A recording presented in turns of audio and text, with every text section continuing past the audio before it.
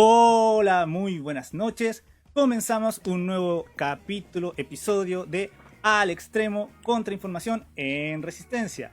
Hoy es día martes 7 de julio, día en que Ringo Starr cumple 80 años y lo celebrará con un concierto vía streaming junto a diversos artistas, entre los que estará su ex compañero de banda Paul McCann, tremendo de los Beatles, ¿cierto? Además, dato anecdótico, musical, el día de hoy se conmemora el Día del Contrabajista Internacional, porque es el día en que falleció el maestro Giovanni Bottesini, grandes contrabajistas mundiales. Así que comenzamos con anécdotas y efemérides de la música. Bueno, el día de hoy tenemos una invitada excelente, vamos a hablar sobre temas de actualidad y sobre la pandemia. Así que vamos a ir con eso, pero antes, como todos los capítulos, estamos viendo las técnicas de manipulación mediática, ¿ya? La que vamos a ver el día de hoy tiene que ver con inventar enemigos externos. ¿Han visto algo así o no? ¿Les suena o no? Bueno, vamos entonces con los videos de manipulación mediática.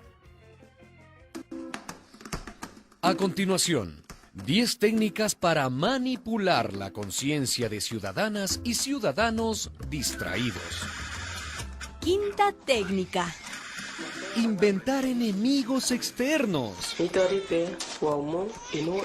La técnica consiste en mostrar que el responsable de nuestros problemas nacionales está más allá de nuestras fronteras. O que los culpables son los que vienen de afuera. Los medios de comunicación colaboran con políticos inescrupulosos para hablar mal de los migrantes. Para hablar mal de los países que tienen una línea política diferente. Para descalificar a las organizaciones internacionales que les son críticas. Esto excita el patriotismo, el nacionalismo, la xenofobia. El ministro del Interior, Roberto Maroni, afirma que lo que está sucediendo en Rosarno se debe a la excesiva tolerancia ante la inmigración. Y el verdadero enemigo, que está dentro, aparece como El Salvador. Recuerda, los medios de comunicación pueden convertirse en armas de distracción masiva. Cuídate de estos y de su falsa libertad de expresión. Sala escena un televisor, contra el arte, la cultura, la inteligencia, la literatura, teledicción, manipulación, too much information, mecanismo de control contra la comunicación, venta de ideología contra las ideas propias, telebasura contra la cultura, fiesta sensacionalista con actores de segunda fila, la caja tonta, dicen. Una producción de radialistas apasionadas y apasionados.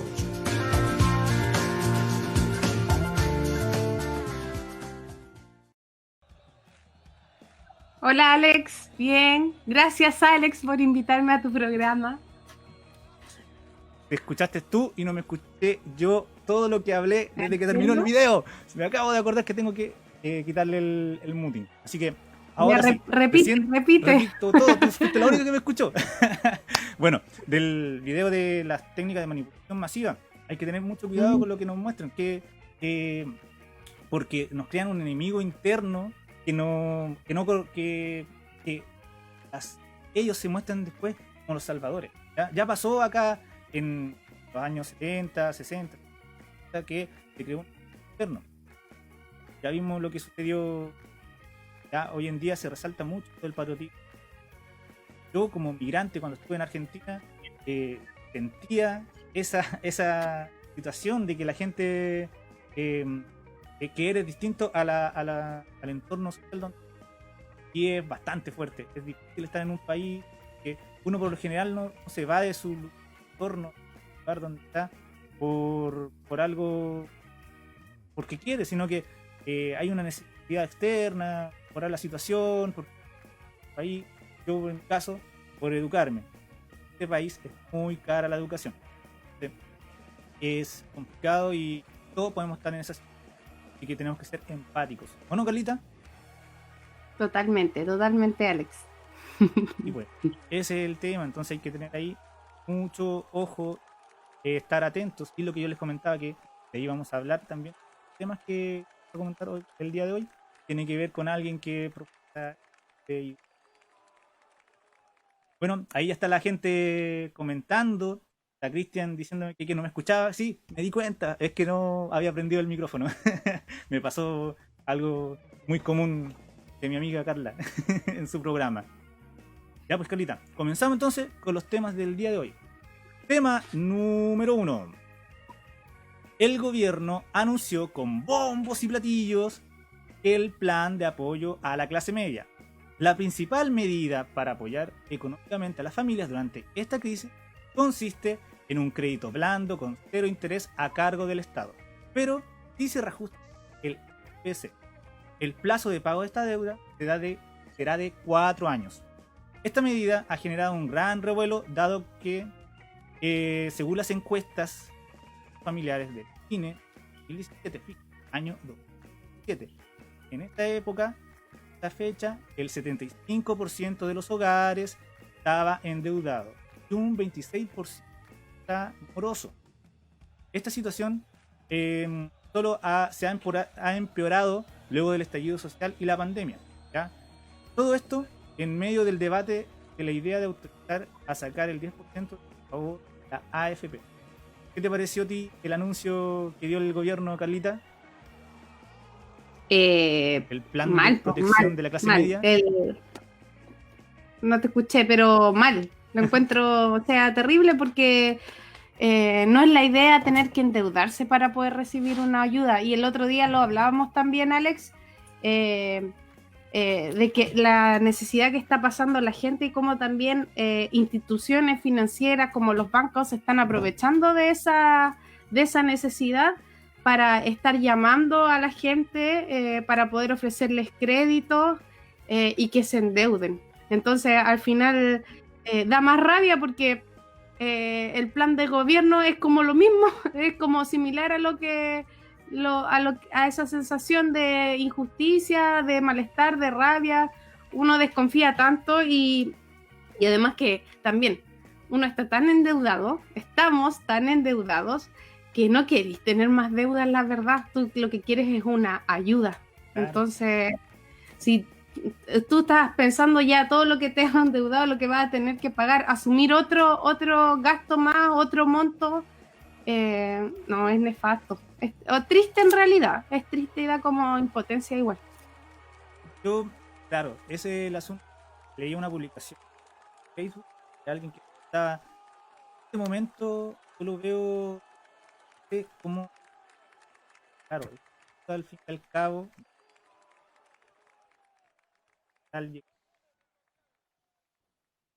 pero si un poco cuál es la aporte y plan de protección de la clase media, profundiza las lógicas neoliberales de que te endeuda, te mantiene endeudado.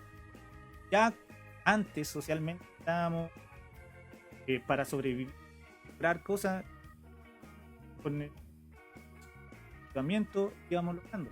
¿Ya? No se perdió esa concepción y esa idea de que ahorrábamos todo el dinero y después cuando ya teníamos dinero íbamos y comprábamos, invertíamos lo que queríamos.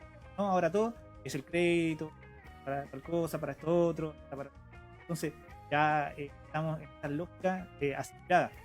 Y al final ese es el tema, o sea, hay cosas que gente y claro, puede ser un salvavidas, resulta que es un salvavidas de plomo porque está ¿cómo se llama?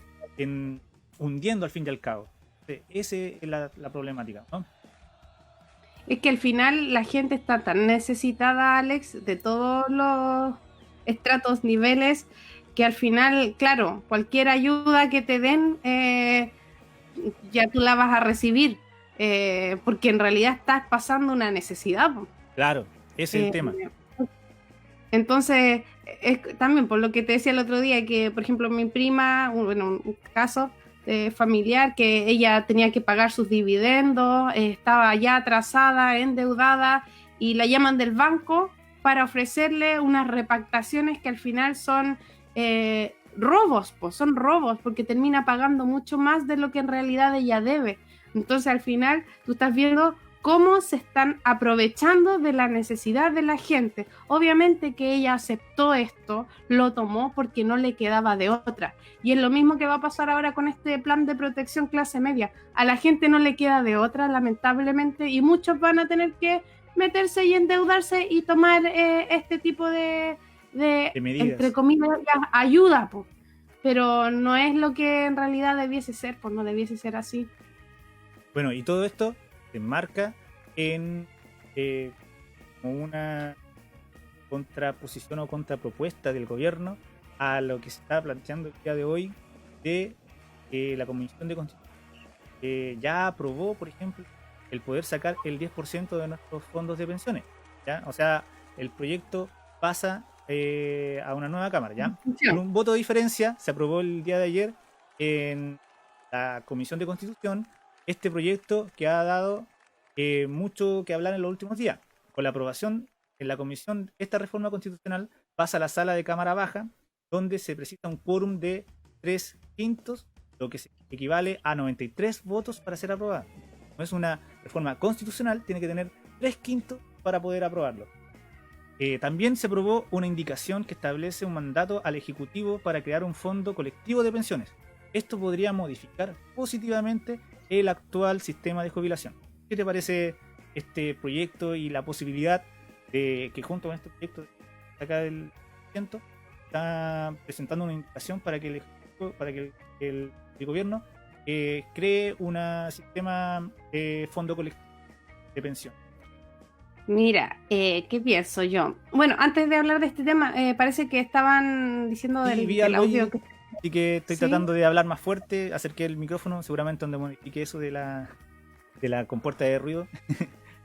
A mí me pasan dos cosas con este tema del 10%. Por un lado, lo que me dice mi sentido común, obviamente, ¿cierto? Es de que esas son platas nuestras, que nos merecemos poder sacar en este momento de emergencia, poder tener ese dinero, que eso es lo que me dice como el sentido común. Sí, pásennos esa plata que es nuestra para que ahora que estamos pasando necesidad y después, no sé, se van devolviendo, en fin. Claro. Eso es lo que me dice el sentido común, pero también he escuchado a personas, por ejemplo, escuchaba a Daniel Stingo, también escuché a la Alejandra Matus que la entrevistaban sobre este tema. Y claro, pues no es llegar y sacar el 10% nomás, porque estas platas están invertidas en fondos que están en el extranjero. ¿Ya? Entonces, eso es lo que ellos mencionan, ¿cierto? Lo que ellos trataron de lo que explicaron, lo que yo escuché de parte de ellos.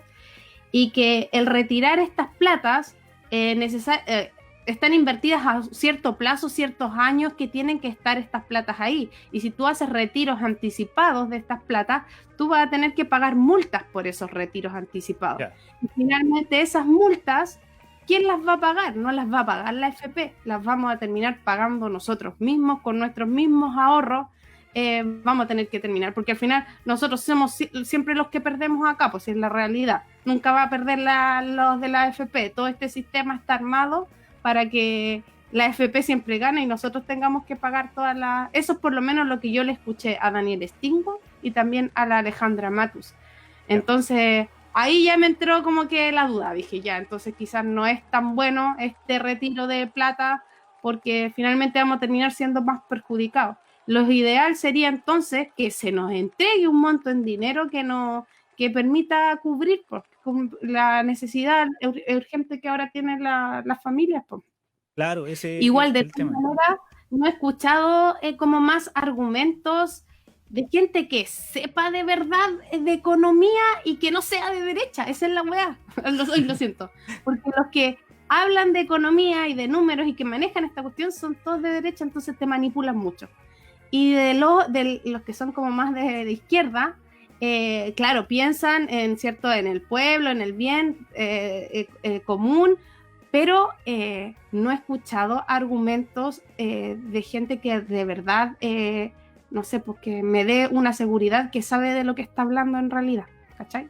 Por eso lo que dijo Alejandra Matu y Daniel Stingo, yo dije ya, ok, lo comprendí y dije ya, bueno, entonces estamos cagados tal vez con lo del 10%, tal vez no nos conviene tanto, o tal vez hay que crear una medida. Y lo otro es que ahora va a entrar en discusión Y la gente que discute este tema Sí. son los mismos políticos, pues, ¿cachai? Que no manejan, que no conocen y que son bastante ignorantes. ¿Para qué estamos con cuestiones? No es por desmerecer, pero igual no son tan estudiosos, pues. Oye, hablando de eso, hoy día estaba viendo un video que me mandó Joan del grupo Provincia y que te lo mandé a ti, no sé si no lo alcanzaste a ver, parece, pero era de un tipo que habló, que es un científico, experimento, donde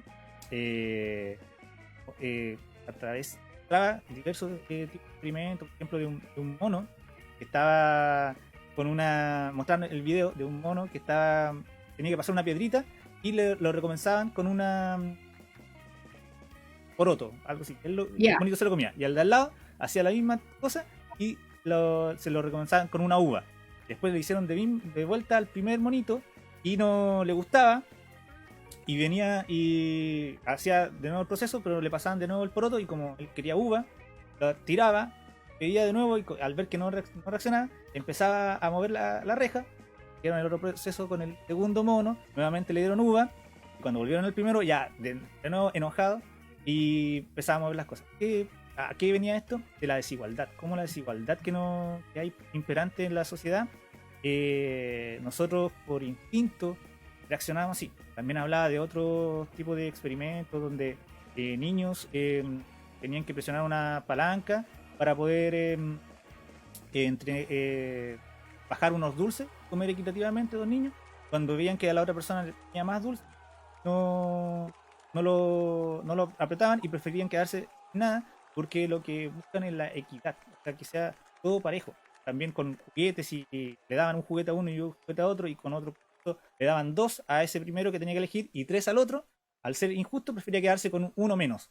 Entonces, todo esto evidenciaba, y no recuerdo bien cómo fue la vuelta que le daba, pero decía de que la gente que está como en el poder no, como que se pierde la realidad de lo que está sucediendo, de que con el poder ya, ahí va, de que claro, habían esto de los niños que no era equitativo, que eran en algunos países solamente.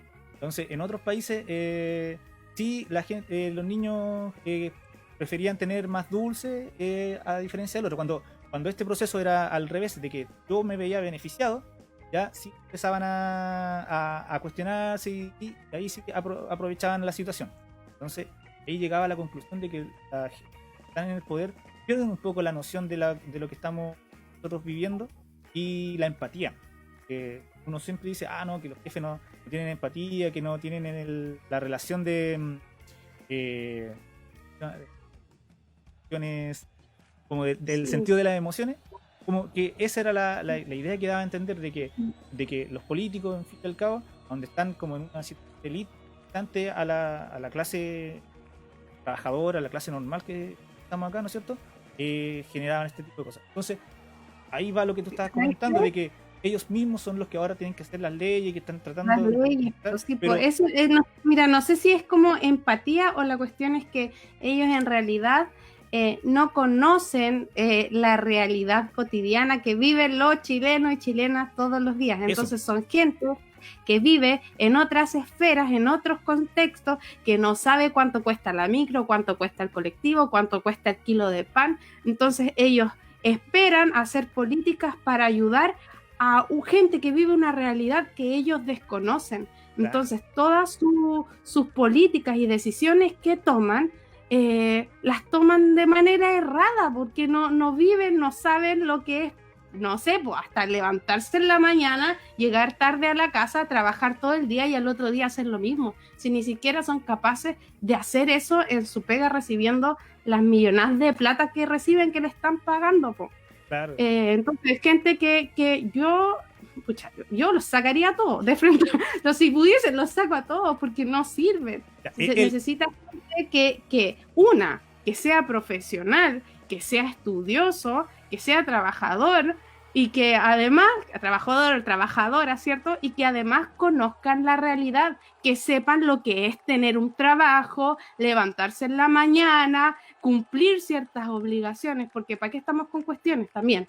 De todos los lados, aquí yo voy a hacer crítica para los dos lados, de los políticos jóvenes que están saliendo ahora, de ambos lados son jóvenes que han estudiado, pero que muchos no han tenido un proceso laboral, que no le han trabajado a un empleador penca, por ejemplo, que no han sufrido esas cosas, ¿cachai? Son gente que ha estudiado, es profesional, sí, pero se ha dedicado a la política muy joven y ni siquiera conoce esa realidad, ¿me entendí? Y ellos son los que están tratando de dar soluciones, tal vez con buenas intenciones, se entiende, pero aún así no saben, no lo han sentido, pues no han sentido el sufrimiento, no han sentido el dolor, y por eso también los hace un poco ser descontextualizados de la realidad.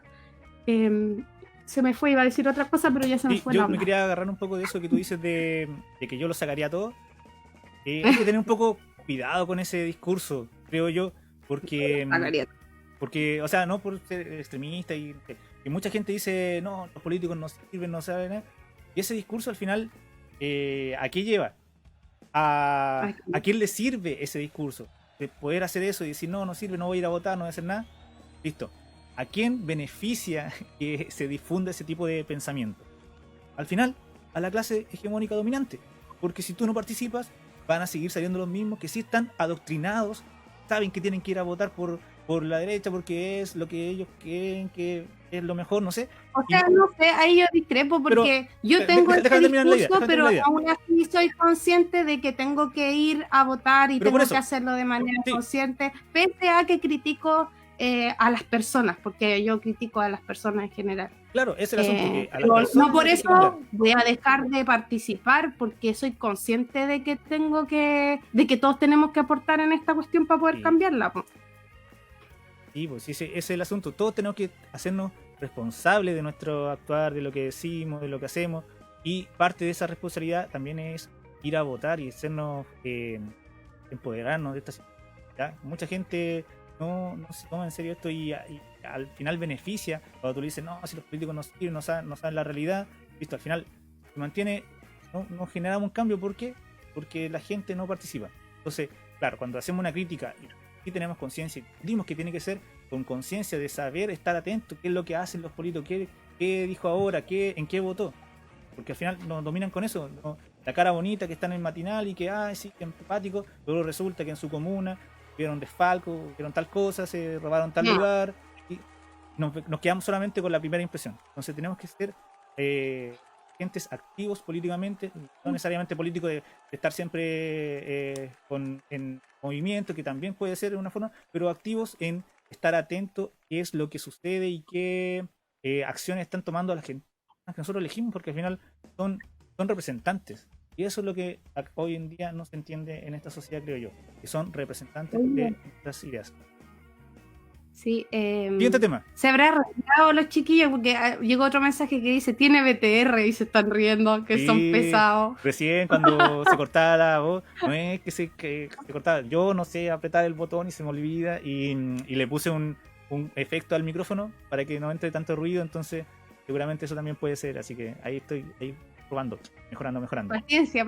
Paciencia. Sí, esto todo autogestión. Lo que pasa es que aquí nos boicotean en este programa, porque este programa es tan bueno, entonces nos tratan de boicotear. Ese es el asunto, güey.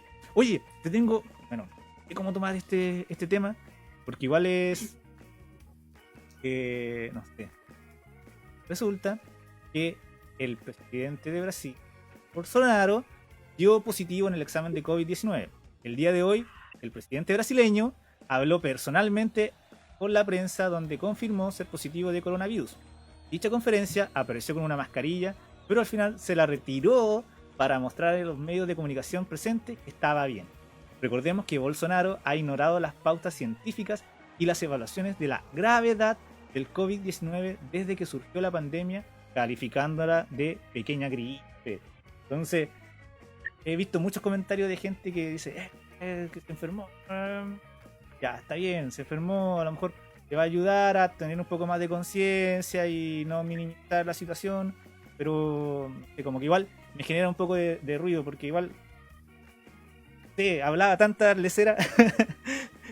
¿Qué crees tú? ¿Qué opinión te merece esto? No sé, mira, o sea, él, no sé, lo encuentro nefasto, pero a mí lo que más me sorprende no es él, es la gente que lo apoya, porque si tú no te has fijado en los videos, siempre que lo muestran, la gente tiene de Brasil, bueno, no todos, obviamente, pero siempre que muestran sus videos, hoy los adherentes que lo quieren tocar, que lo quieren... Es como un rockstar tipo, es un rockstar para los adherentes. Y yo digo, ¿cómo puede ser posible que estén tan ciegos? Pero eso es lo que a mí me sorprende más que todo en este tema de Bolsonaro. No me cuesta comprender.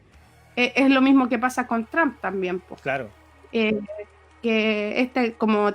no sé, como que lo endiosan a veces a estas personas y son tan nefastas. No, y otra persona que utiliza... Y que se recupere, ojalá que sienta el virus, lamentablemente, y que sufra un poquito, creo yo, pues, para que se dé cuenta y tome más responsabilidad, porque yo creo que hasta ahora enfermo, en la entrevista que dio hoy día, se lo estaba tomando de manera relajada. Claro, como que no es nada, minimizándolo. Entonces, pucha, si él es el presidente, ¿qué va a quedar para los demás? Pues los que lo siguen, todos sus seguidores, fans. Señor Bolsonaro, humanícese, por favor. Sí, queremos que tenga un poco más de conciencia, que genere política adecuada. No por nada es el país con mayor cantidad de infectados de coronavirus y no sé si también de la mayor cantidad de fallecidos en Latinoamérica, pero sí la mayor cantidad de infectados. Esperándonos por millonésimas. ¿No? ¿Cuánto será el nivel? De ahí vamos a hablar un poco de las cifras. Pero sí, yo creo que ese es el tema, que un negacionista y que, claro, cree que se las sabe todas y no escucha a los científicos, a los médicos, que no sé, ¿a quién me recuerdan? Como hay otros países que hacen como la misma idea, pero bueno, ese es el asunto. Así que esperamos que el presidente de Brasil tome conciencia, y que haga políticas adecuadas para la situación de pandemia global que estamos. Siguiente tema. Estaba justo buscando la cifra. Brasil está en segundo lugar con la cantidad de contagio. A nivel mundial. Sí, pues, a nivel mundial. Si primero está Estados Unidos y después viene Brasil. Claro. Ya. Siguiente tema, que me parece muy importante. Resulta que apareció... Ahí está otra imagen de Bolsonaro poniéndose la mascarilla. Bueno, siguiente. Chao Bolsonaro. Aparece el primer sospechoso de los disparos contra Fabiola Campillay. Ella es una de las tantas víctimas de violaciones a los derechos humanos perpetradas tras la revuelta popular. El 26 de noviembre pasado, Fabiola se dirigía a su trabajo mientras esperaba locomoción en un paradero. Y en ese momento fue impactada con una lacrimógena en la cara, lo que le ocasionó la pérdida de la visión de ambos ojos. Tras un sumario, Carabineros tendría un video grabado por una GoPro, el cual mostraría que luego del tercer disparo realizado por el capitán Patricio Maturana Ojeda, se produce un breve diálogo utilizando la expresión "se la pitió, ¿verdad? El Matu parece que le pegó con una". Eso supo hoy, de que hay posiblemente ya identificado quien le ocasionó, le disparó una lacrimógena a la cara y le ocasionó la pérdida de la visión de ambos. Recordemos que no es un caso aislado. O sea, durante el estallido social o alzamiento popular, como quieran llamarle, a mucha gente le dispararon directamente a los ojos. Incluso acá en Valparaíso, el año nuevo, había un colega profesor que también recibió un disparo y perdió un ojo. Entonces, esto es súper importante, que se siga hablando de que esto no vuelva a suceder. ¿Qué te parece a ti que esté identificado al menos? Ya? No tenía idea de esta noticia, no. Esto salió hoy día, Alex, dices tú. Sí. No tenía idea, bueno, el día estaba trabajando y todo, entonces como que no he visto mucho las redes sociales ni nada. Pero hablando en general de la situación de las violaciones a los derechos humanos durante el gobierno de Piñera. Esto hay que el otro día que hablábamos también pues del otro caso de Gustavo Gatica, pues, de que también habían imágenes que fueron conocidas, que se difundieron a través de la televisión, por ejemplo, y no se entregaron para investigación, siendo que se habían solicitado. Entonces, Me parece terrible todo lo que bordea estas violaciones, porque además de que ya son cosas que son horribles, que no deberían ocurrir, además hay como ¿cómo se dice? Como que los medios de comunicación ocultan esto, como que ocultan, como que tapan, no colaboran, no apoyan. Imagínate que fue Canal 13 el que mostró esas imágenes, ese video por la televisión sin siquiera mostrárselas a Gustavo Gatica, siendo que la familia fiscal pidieron las imágenes y ellos no las entregaron. Entonces, eso da rabia, además de lo que hacen los mismos Pacos con las violaciones de los derechos humanos ahí.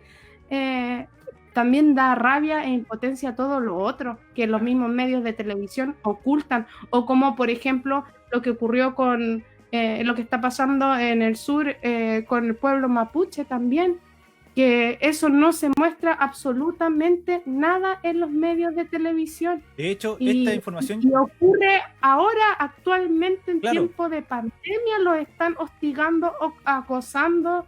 Entonces, y que no aparezca en la televisión también indigna, da mucha rabia.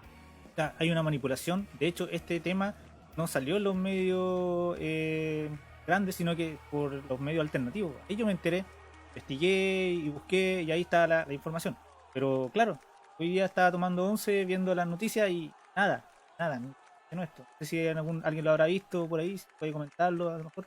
Pero yo por lo menos lo que alcancé a ver, que trato de ver muy poco, no se menciona este tipo de situaciones. Y recordemos que acá en Chile hay un cierto negación. O sea, Eso. que viene desde antes, desde la dictadura, ¿sí? Después la democracia, también lo que ha sucedido en asesinato, en democracia de los mapuches, ¿no es cierto?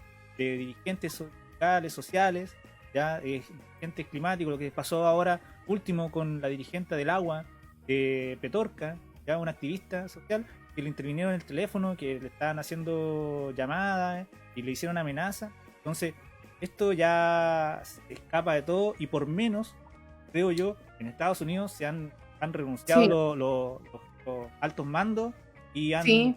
que han pensado en reformar la policía. Entonces, ¿qué pasa acá? Sí. Que aquí lo normalizamos, no hablamos Lo de esto. normalizó. No, eso tenemos que seguir hablando y estar atentos, porque no puede quedar así. Nosotros con los chicos de la Asamblea de Chilenos en Buenos Aires hemos estado trabajando, como había comentado antes, haciendo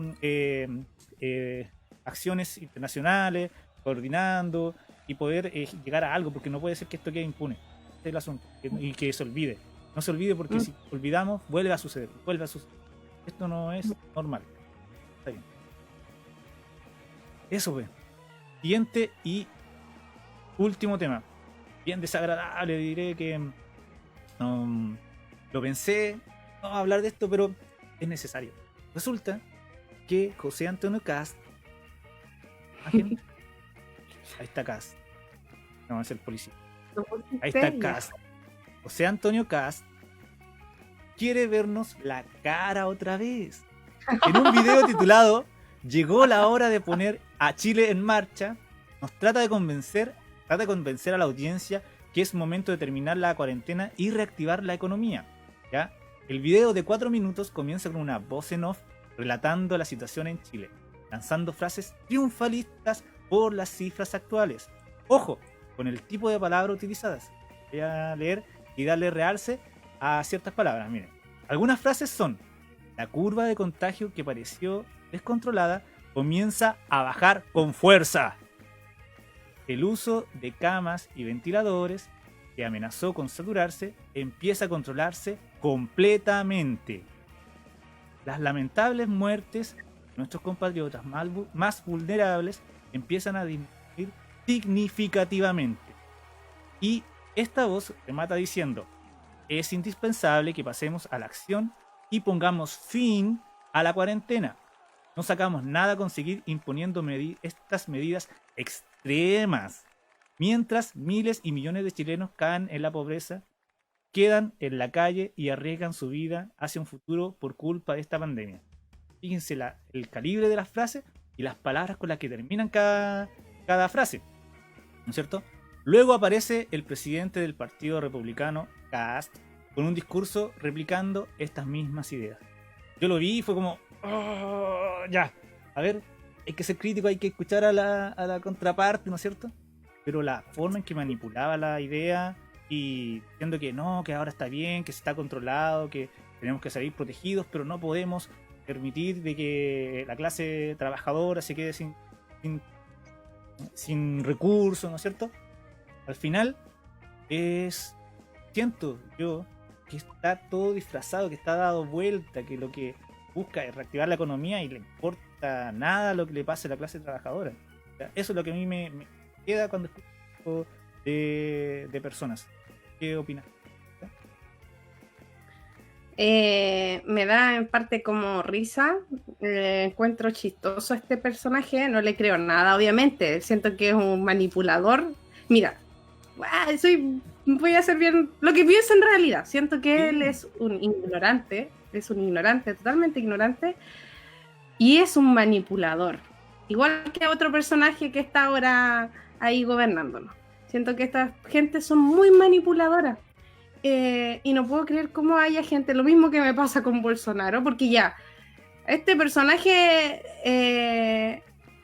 no sé, uno lo huele, sabe que es un falso que manipula, que no piensa en los demás, que solo ve en los intereses económicos, ¿cierto? Claro.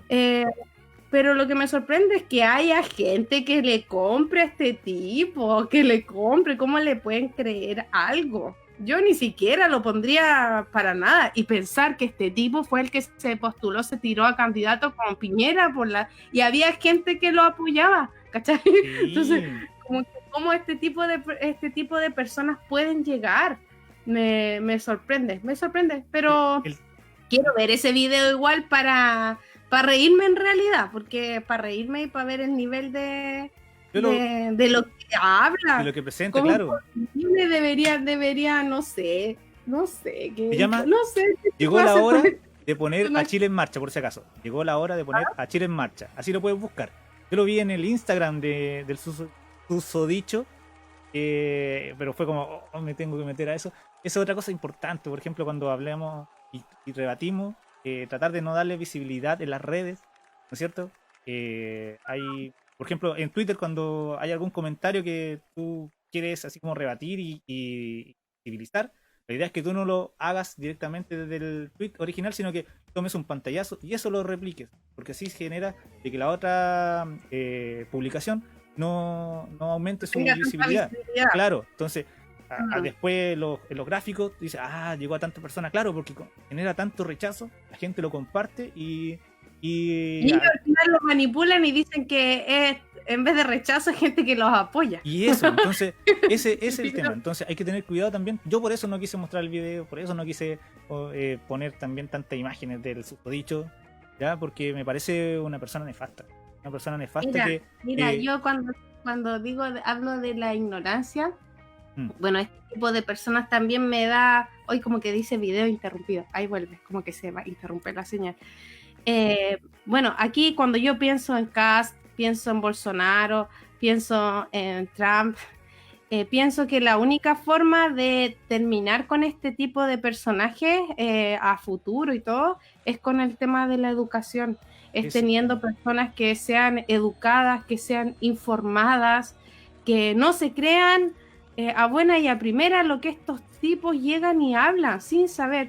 Una persona o un niño, yo lo digo por el mismo Ignacio que tiene 14, sabiendo un poquito, estando un poquitito informada, lo escucha hablar nomás y sabe que están hablando lesera. Claro. Se da cuenta un niño de 14 años, ¿cachai?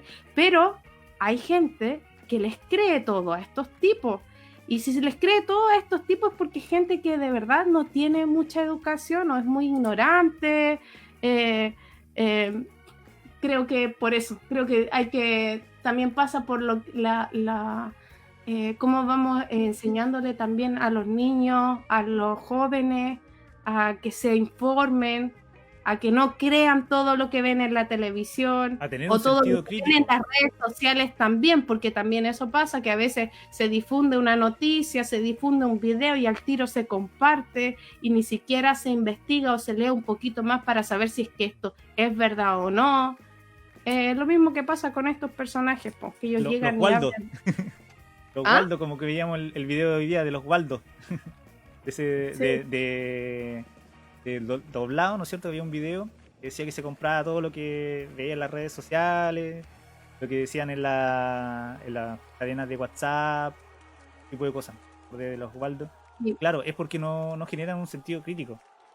Ujú. Claro, en el momento en que está a veces ver que tener alguna certeza, baja las defensas y se compra discursos de gente que qué intereses están defendiendo. El asunto, tener un sentido Sabes crítico. que en todo caso esto se da en todos los niveles. Por ejemplo, pienso también en la gente que se deja manipular a veces en los cultos evangélicos, los cultos religiosos, que también ahí se ejerce mucha manipulación para que la gente entregue sus pocos pesos que tiene. Entonces, y ellos lo hacen con gente que saben que es ignorante. Ah, Los cultos, muchos cultos, no todos, obviamente, no todos, hay de pero todo. hay muchas iglesias que se forman en lugares que son periféricos, donde hay mucha pobreza, donde se pasa mucha necesidad, y también eso se aprovechan también algunos personajes para manipular y sacarles lo poco que ellos ya tienen. Eso también es triste. O sea, tú los ves a todo nivel, este tipo de personas que son unas manipuladoras. Para Y cerrar- para eso lo único ¿sí? es la educación. Sí, sí. Para cerrar esta parte, ¿no es cierto? Voy a comentar que el día de hoy estaba viendo un programa argentino que se llama Mentira la Verdad. No me acuerdo cómo se llama el conductor, pero habla sobre filosofía y la relaciona con temas comunes. ¿Ya? Baja la idea tan intelectuales de la filosofía que nos cuesta, lo hace con ejemplo gráfico y ejemplo súper simple. Tiene una didáctica muy simple. Y el día de hoy estaba viendo un capítulo que se llama La Muerte. Se busquen en YouTube Mentira la Verdad, después ponen La Muerte. Y ahí trataban un poco este tema, bueno, principalmente de la filosofía como el tema de la muerte, pero te abordan el tema de la religión, a qué intereses sirven, hacia dónde, cuál es la idea de ciertas religiones de inculcar ese tipo de enseñanza, ¿ya? O sea, hay algo superior, yo por lo menos lo creo, pero también hay que ser un poco crítico del actuar, como el ser humano tiende a utilizar estas estructuras que tenemos a nuestro alrededor a nuestro beneficio. ¿Sí? Los invito a ver ese programa, ¿ya? Carlita, ya que estamos hablando de Argentina, quiero que analicemos un video que sacó el Ministerio de Salud argentino para que la gente tomara conciencia, ¿ya? Para que sus habitantes tomaran conciencia de lo que está sucediendo hoy día a nivel global de la pandemia. Entonces vamos a ver Oye, este Alex, video. yo veo todo el rato la imagen pegada en mi Facebook. No sé si nos estamos viendo. Sí, yo también la veo Estaremos pegada, acá, pero se escucha. ¿sí? Se escucha al menos. Ah, ya. Ya. Sí, yo también la estoy viendo acá pegada en mi celular, pero ya, no sé qué hacerle. Es así. Ya. Así que Por último que escuchen, pues chiquillos. sí, Si no nos pueden ver, escucha. tampoco hay tanto que ver. Nosotros- Estamos nosotros. Ya, entonces te invito a ver este comercial, ¿cómo llamarlo? La publicidad para poder generar conciencia. Ya. COVID-19. La importancia de actuar a tiempo y juntos. La vacuna somos todos. Ya sabemos que lo más importante para enfrentar esta pandemia es la prevención, como el lavado de manos frecuente y respetar el aislamiento social obligatorio. ¿Por qué? El coronavirus es una molécula de proteína recubierta por una fina capa de grasa. La espuma de jabón es capaz de destruir esa grasa y desintegra al virus. Cualquier jabón sirve para lograr este efecto. Por eso es muy importante lavarnos las manos antes de comer y cocinar, y en especial al volver de la calle o lugares públicos donde pudimos estar en contacto con el virus. Para que el lavado de manos sea efectivo es importante hacer mucha espuma y frotarse bien toda la superficie de las manos durante más de 30 segundos. La otra medida fundamental es mantener la distancia social y quedarnos en casa. La evolución futura de esta pandemia depende de cómo actuemos hoy. Si no respetamos el aislamiento, la infección se puede propagar rápidamente. Miles de personas se enfermarían al mismo tiempo. No habría suficientes recursos, personal médico ni equipamiento para tratarlas. Y deberíamos lamentar muchas muertes evitables. En cambio, si nos quedamos en casa y respetamos el aislamiento social, podemos lograr que los contagios se den mucho más lentos en el tiempo y garantizar la atención adecuada para todas las personas que requieran cuidados hospitalarios especiales. Así vamos a salvar más vidas. Por eso, pensá que cuando te quedás en casa, te estás cuidando y además proteges la salud de los demás. Hoy, la vacuna contra esta pandemia se llama Solidaridad y está en las manos de todos y todas. Cuidarte es cuidarnos.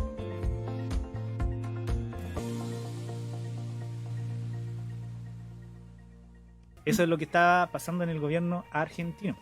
Y quería mostrar este video para ejemplificar cómo desde un gobierno pueden comunicacionalmente generar cómo van a actuar, ¿ya? Es muy importante poder que sea claro la postura, no ambigua, y que es lo que queremos tratar ahora también sobre las cifras.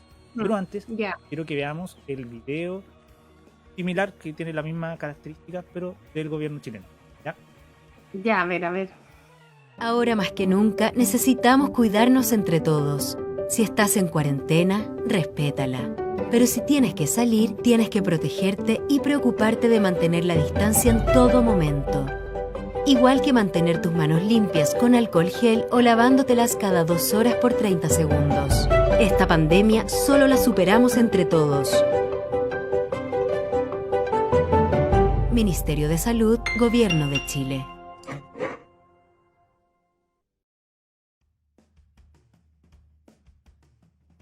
¿Me escucho? Sí, ahora sí.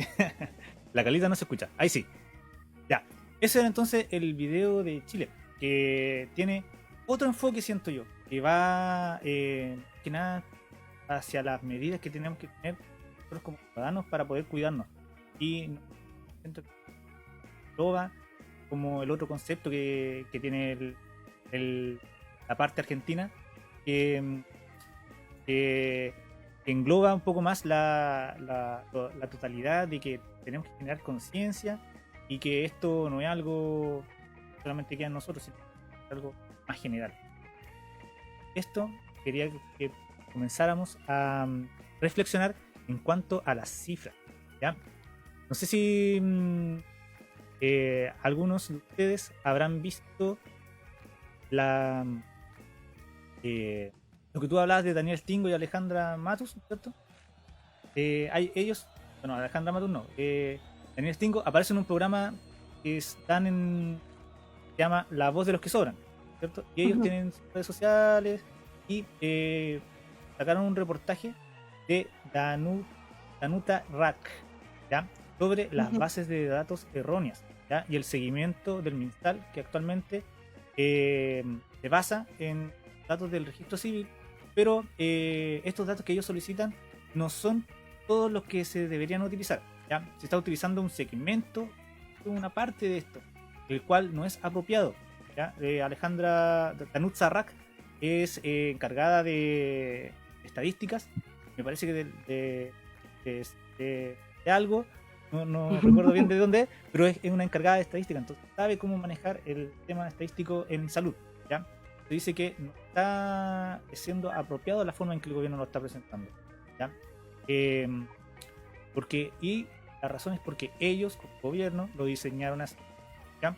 Ejemplificando rápidamente, la información que tiene el registro civil se basa en un certificado médico de defunción, ¿ya? Que en una parte tienen que poner los médicos cuáles son las causales. Son 4 líneas de causales, ¿no es cierto?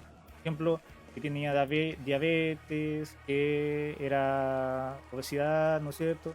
Que tenía alguna enfermedad de base y dependiendo de las características también ocasionales, puede ser también el COVID, ¿ya?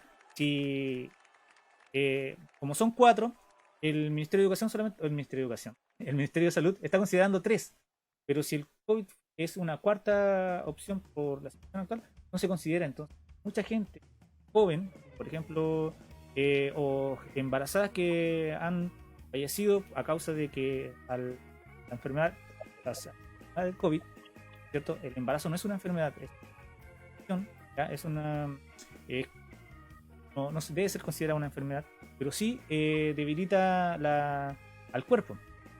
Entonces afecta la letalidad o la mortalidad de las personas.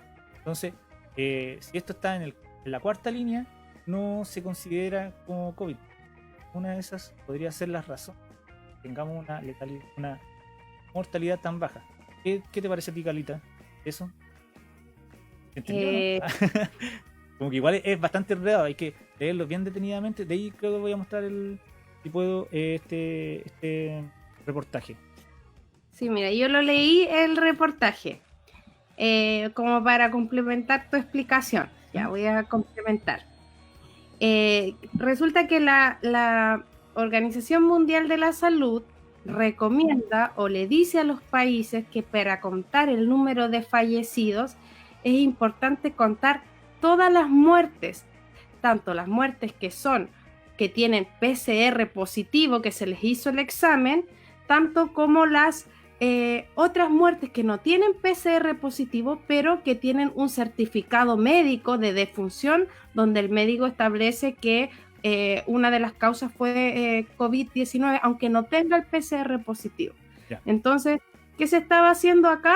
Que solamente se estaban contabilizando inicialmente, la bomba que estalló con Alejandra Matus, que se estaban contabilizando solamente los que tenían el examen PCR positivo, yeah. ¿Cierto?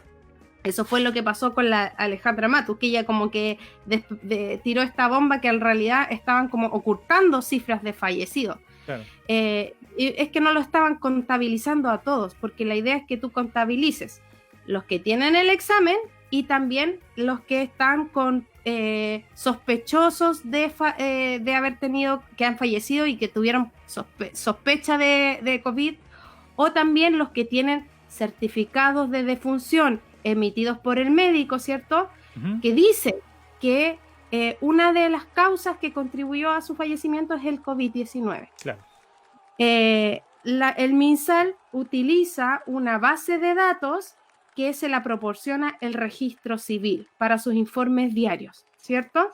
Entonces, esta base de datos se obtienen con las defunciones que están inscritas en el Registro Civil. Y estas defunciones, para inscribirlas, tienen que hacerse con un certificado médico de defunciones. El médico el que dice esta persona falleció con PCR positivo, bueno, o falleció de tal cosa X, ¿ya? Entonces, ¿qué errores tenían estas bases? ¿Qué error tiene esta base de datos del servicio del Registro Civil? Son dos errores. Uno, el que mencionabas tú, de la cuarta línea. El certificado de defunción, ¿cierto? Está compuesto por 4 líneas, en donde ahí va el nombre, va el RUT y van las causas de muerte y las causas probables o otras causas que contribuyeron a que la persona falleciera. Claro. Entonces son 4 líneas. Entonces, por ejemplo, un enfermo grave, un enfermo de cáncer que falleció, que tenía COVID-19, ¿por qué falleció? Porque tiene cáncer, ¿cierto? Pero hay una enfermedad, que es el COVID-19, que contribuyó a que falleciera también. ¿Y qué pasa? Que el médico en el certificado de defunción, por ejemplo, pone primero la causa de muerte principal, que puede ser cáncer, y otras causas de muerte también, otras causas de muerte son COVID-19 y van en la cuarta línea, las otras causas. La principal va arriba y las otras van en la cuarta línea. Yeah. Y el MinSal solamente tiene los datos hasta la tercera línea. Entonces, hay muchos certificados de defunción que no están siendo contabilizados como COVID-19. Eso es lo que explicaba esta niña. Claro. La directora, porque ella fue la directora del Departamento de Información y Estadística. Ese es uno de los errores, el tema de la cuarta línea, que hay casos que ha fallecido por COVID-19, que su causa primaria de fallecimiento fue otra enfermedad grave, pero también tuvieron COVID-19 y eso no se está contando, no está apareciendo en esta base de datos que ocupa el MinSal.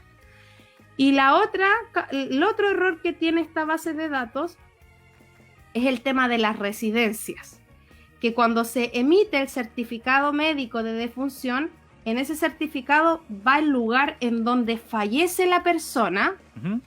Entonces, estos lugares no necesariamente es la ciudad donde vive la persona, porque hay personas que, por ejemplo, viven en Valparaíso y no sé, tuvieron que llevarlas a Santiago a un hospital y falleció en Santiago y aparece como que esta persona falleció en Santiago, pero en realidad es de Valparaíso, no fue contabilizado de la región o de la comuna de donde correspondía, donde vivía originalmente. Entonces, esos son los dos errores que presentan esta base de datos. Por un lado, hay personas que están quedando sin contabilizar, que están quedando fuera, que están falleciendo y que están quedando fuera. O sea, hay personas que están, no es el número real lo que estamos teniendo, o no es tan exacto en realidad, porque nunca vamos a tener el número real de fallecidos. Esto se va a saber más adelante, pero no es tan exacto, y lo que uno tiene que tratar de hacer es tratar de tener los números, ojalá lo más transparente y exactos posible. Y el otro era lo de las residencias, porque al final los lugares donde están falleciendo no son necesariamente la ciudad de origen de donde provenía la persona. Entonces a veces vemos en los informes del MinSal que muestran que no sé, pues Valparaíso tiene 200 fallecidos, quizás eran más, porque puede que hayan fallecidos que son de, no sé, que fallecieron en Santiago y eran de Valparaíso. No sé, estoy dando un ejemplo. Ese es el tema, que no hay un seguimiento real de qué pasa con el virus de esta persona, porque una cosa es que llegue al hospital y fallezca lamentablemente en ese lugar, pero si él vive en otra comuna, resulta que en esa comuna es donde se está haciendo la propagación de este virus, y donde hay que poner el ojo. Ese es el tema del por qué es tan grave que no se esté considerando este tema del lugar de residencia. En todo caso, aquí yo voy a abogar un poco, no para defender al gobierno, no, pero esta es una problemática que es casi a nivel global. Los datos, las cifras del conteo, de la forma de contar las muertes, la mayoría de los países está teniendo este problema también. Creo que uno de los países que, entre comillas, lo está haciendo mejor para contar las muertes es Bélgica. Ellos están contando a todos están contando. Los que tienen PCR, los que fallecieron con el PCR positivo, están contando a los ancianos que están falleciendo en residencias de adulto mayor, a los que están tratando de contar al máximo, porque su visión es que mientras más yo cuente y mientras más sepa dónde hay alguien que pudo haber fallecido por COVID, yo puedo generar una acción para proteger el entorno. Es el ¿cierto? tema, claro. Es visibilizar, porque por ejemplo yo puedo tener un vecino al frente que falleció, que él tenía cáncer, falleció, pero también estaba contagiado por COVID, que no aparece en el número. Entonces, ¿cómo yo voy a generar una medida para proteger al entorno que rodea a ese vecino? En cambio, es distinto que si yo al tiro diga, no, este falleció por COVID, hay que proteger, no sé, los contactos estrechos, todas las medidas que uno sabe que se tienen que tomar en el entorno. Pues lo mismo pasa a nivel macro, con las regiones, con las comunas. Es importante, ojalá, tener la mayor cantidad de exactitud en los datos para poder ir generando acciones que permitan ir conteniendo el virus, porque eso es lo que se trata. Claro. Bélgica, que está tomando esta medida de contar al máximo, cuenta todo, tiene uno de los índices de mortalidad más grandes, más alto, porque como está contando a todos los fallecidos, teniendo muchos fallecidos. Claro. Entonces eso hace que este país tenga como un índice de mortalidad más grande, pero pese a eso, a ellos no les interesa, por lo menos la gente que está ahí dirigiendo, no les importa tener este índice de mortalidad más grande, porque ellos consideran que lo principal es poder tomar acciones frente a eso. Aunque el índice sea alto, no importa, pero yo sé que voy a poder generar acciones en determinados lugares para poder contener el virus.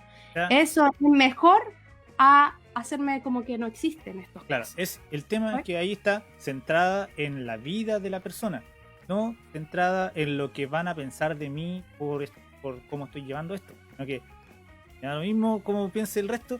Yo no me interesa que suba la mortalidad, lo que yo necesito es controlar esta situación y que muera la menor cantidad de gente, proteger a la población. Entonces, política se basa en ese actuar, de poder a todo el mundo testear, a todo el mundo saber dónde está, considerarlo como fallecido para poder detener la propagación.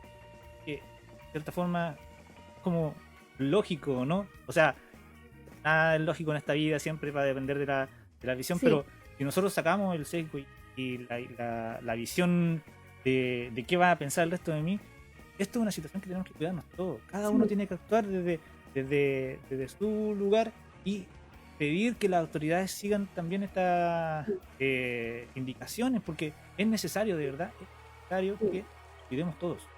Lo que decía Danuta Rax, ella era la directora del Departamento de Estadística e Información en Salud, DEIS se llama este departamento. Y lo que decía ella, bueno, estaba denuncia esta situación, y lo que dice es que los datos del registro civil no son los más óptimos para poder estar contabilizando a los fallecidos.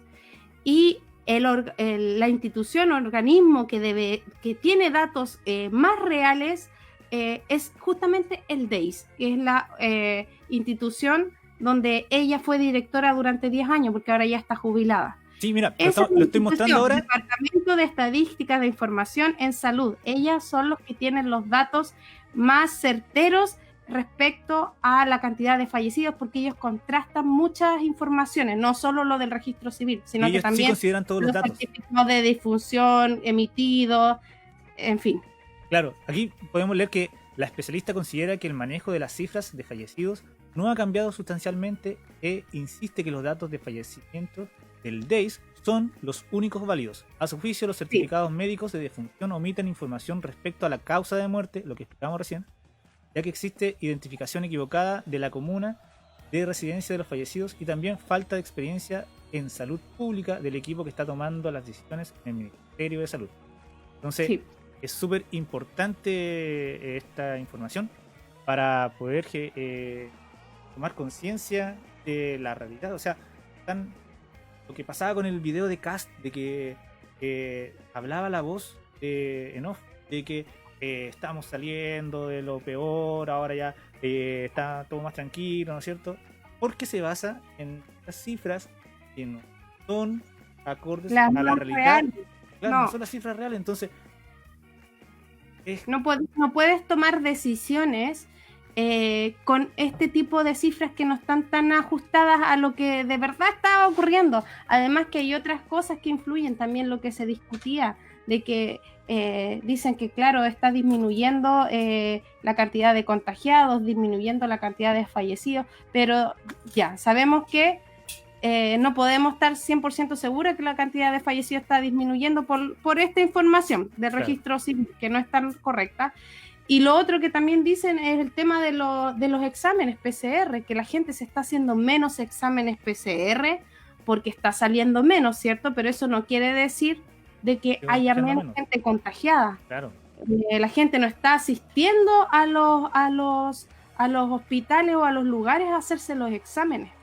Entonces, por eso también, hoy día veía la noticia de que están haciendo como con unos furgones escolares yendo a las poblaciones a a tomar exámenes PCR. ¿Sí?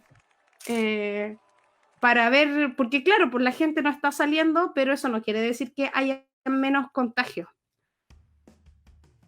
Claro, este es el asunto. Entonces, hay que tener cuidado y cuidarnos, o sea, cuidado con la situación y cuidarnos para cuidar al resto, como decía el video del Ministerio de Salud argentino. Carlita, ya llevamos casi una hora de programas. Uy, sí. Bueno, gracias por acompañarme, pero antes recordar algo. Sí. Déjame buscar la escena. Bueno, para la gente que no lo sabe, Carlita comenzó haciendo un programa que se llama La movida de Carlita. ¿Y por qué nació ese programa, Carlita? A ver. Ya, el programa nace porque nació hace 9 semanas atrás ya. Vamos por el 10º capítulo, igual harto. Yo no pensé que íbamos o sea, surgió solamente con el objetivo de poder entretener, de acompañarnos en estos momentos que estamos pasando de tanta situación mala, de información que estamos viendo por la televisión. Entonces la idea era poder hacer un programa que fuera de entretención, relajado, para compartir, acompañarnos y pasarlo bien. Ese era el objetivo. Y surgió sin ninguna expectativa inicialmente, solo eso de entretener. Y se empezó a sumar harta gente a vernos, harta gente a participar. Y así surgió, pues hasta el día de hoy que seguimos todavía con el programa.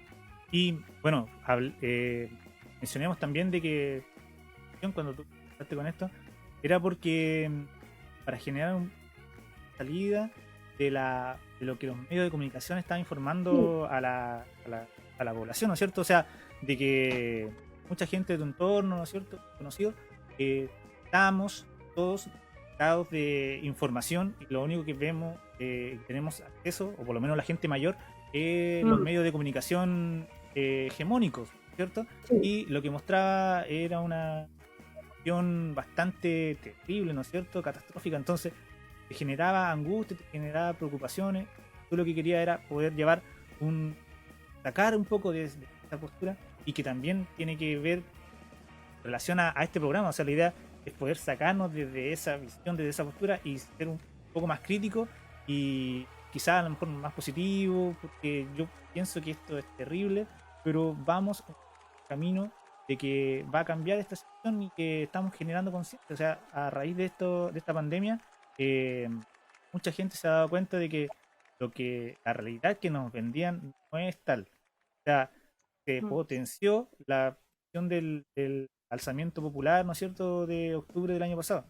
Y esto tiene que terminar en una situación mejor. O sea, estamos tan mal que no podemos estar peor, tenemos que mejorar, y para eso tenemos que generar redes, apoyarnos, hacer trabajo colaborativo, como estamos haciendo con tu programa, estamos haciendo con mi programa. Digamos también de que nos pusimos de acuerdo con toda la gente que se sumó, hicimos un canal de YouTube que se llama Apañe TV, está ahí arriba, lo pueden ver, Apañe TV, que es donde subimos los programas de La Movida de Carlita, las secciones del programa de La Movida de Carlita, donde subimos este programa, ¿no es cierto? Y la idea es ayudarnos y llevar esta contrainformación y esta contrapropuesta a lo hegemónico, ¿cierto? Y también, dentro de la gente del programa, tú hiciste un llamado a ver si alguien necesitaba alguna ayuda, y se comunicó un panadero que había quedado cesante por esta situación de cuarentena y que necesitaba costear el arriendo, la comida, ¿no es cierto? Así que sí, para eso los contactamos tú la contactaste, ¿no es cierto?, con una olla común, con las chicas y los compañeros y compañeras se acercaron al caballero, ya se ayudó en esa postura, pero aún necesitamos generar recursos para poder costear el arriendo. El caballero creo que debe como 2 meses, entonces para eso tú desarrollaste esta iniciativa que es una rifa solidaria. Estamos viendo ahí la rifa solidaria, la cual tiene 3 premios. Un premio de 30.000 pesos, un segundo premio de 20.000 y un tercero de 30.000. ¿Ya? El valor del número es ¿a cuánto? A 2.000 pesos. A 2.000 pesos. Y la idea es que ahí está la información. También lo voy a subir yo a la página del Extremo y a mis redes sociales para que quien quiera colaborar lo haga a tu cuenta, y esto lo vamos a hacer llegar después al caballero que necesita ayuda en este momento. Y esto, lo ideal sería que lo vendiéramos de aquí al viernes, porque este sábado en la movida de Carlita queremos tirar esta rifa, ¿no es cierto? ¿Y qué va a pasar también este sábado en la movida de Carlita? Ya, este sábado queremos hacer una transmisión especial enfocada y dedicada a las ollas comunes para poder difundir el trabajo que están haciendo, no solamente las ollas de acá de Valparaíso, sino también hay una persona que vamos a entrevistar que es de Villa Alemana, que están haciendo un trabajo allá en Villa Alemana. Entonces queremos tener este programa especial donde entrevistemos a gente que está haciendo este trabajo, difundamos las ollas y podamos también colaborar, los que quieran colaborar, tener información, y vamos a tirar también estas rifas. Es la rifa que comentabas tú, que es en beneficio de este vecino que es del Cerro Mariposa, y también otra rifa que la está organizando Alejandra Alarcón, el colectivo El Veracero y Bordadoras por la Dignidad, que va directamente a apoyar ollas comunes, a colaborar con las ollas comunes. Entonces eso lo vamos a hacer este sábado, así que para que nos colaboren y participen también, pues. Están todos entonces invitados a colaborar en esta rifa. Ya pues, Carlita, muchas gracias entonces. Con esto damos fin a otro capítulo de Al Extremo, contra información en resistencia, y nos vemos entonces el sábado en la movida de Carlita. Ayuden en la rifa, ayuden en las ollas comunes, el sorteo que estamos haciendo, ¿ya? Y cualquier cosa nos comentamos por redes sociales, y la idea es crear redes de apoyo que de esta salimos todos juntos. Adiós, Carlita. Chao, chao, chao. Chao, chao.